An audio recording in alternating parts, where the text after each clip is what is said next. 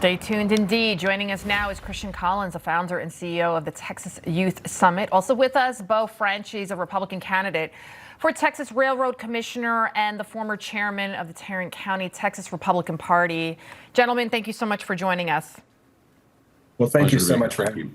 Christian, let's talk about this race. This Texas Senate primary has become one of the highest profile, hottest contests. Trump has stopped short of endorsing any of the GOP candidates. What do you make of that decision, and how do you think it will affect today's primary?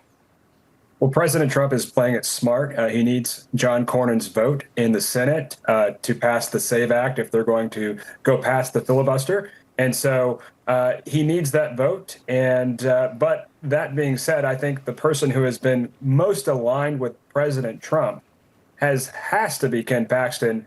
You go back to looking at some of the things that John Cornyn has said in the past. For example, he said that we should move on from President Trump in 2020.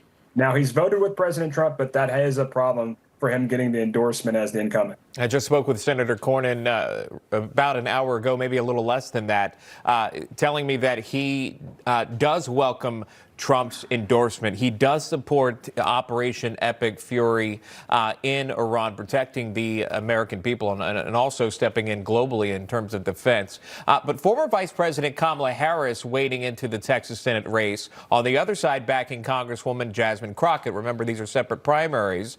So it's Tallarico and Crockett running on the Democrat side. What does this mean, Beau, in terms of who comes out on top? It looks like it's going to be a runoff between Paxton and the incumbent Cornyn. Which one of those is better suited to beat someone like Jasmine Crockett or Tallarico?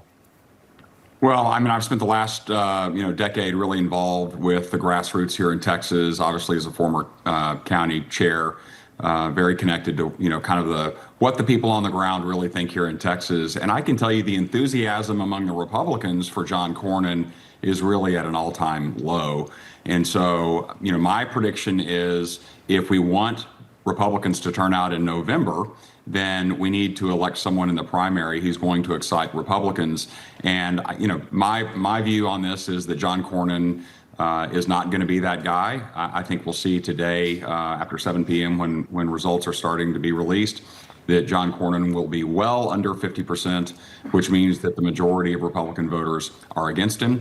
In November, I don't think it matters who the Democrat nominee is. Texas hasn't elected a Democrat statewide in over 30 years. I don't see that happening anytime soon, unless they keep importing a bunch of people from foreign countries to participate in our elections.